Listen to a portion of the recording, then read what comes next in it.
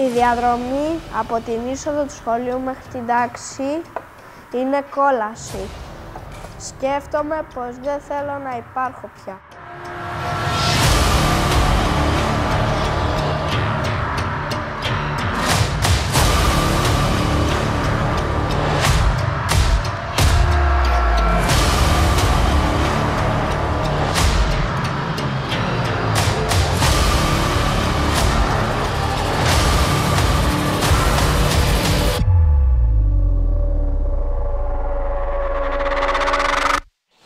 Κάθε πρωί το να πάω στο σχολείο για μένα είναι ένας μικρός άθλος.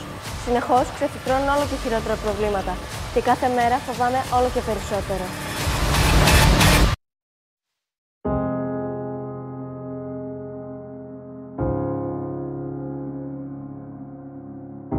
Υπάρχουν φορές που θα ήθελα να είμαι αόρατη, να μην με βλέπουν, μήπως έτσι πάψω να τους ενοχλώ. Επειδή όμως δεν μπορώ να είμαι αόρατη, επιλέγω να μην πηγαίνω σχολείο.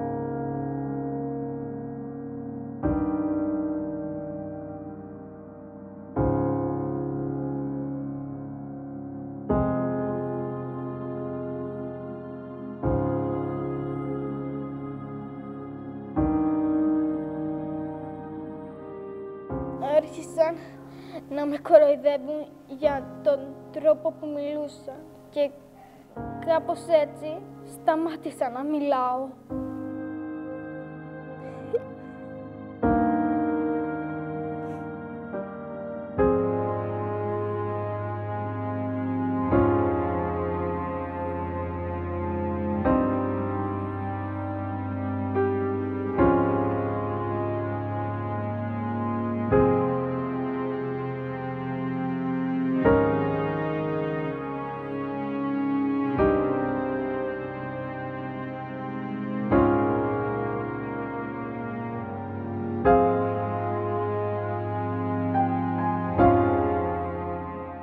Δεν είμαι όπως μου θέλουν.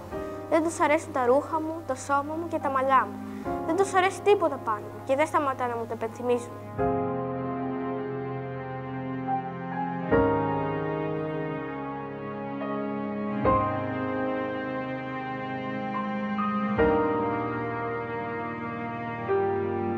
Κάθε μέρα δέχομαι προσβλητικά μηνύματα.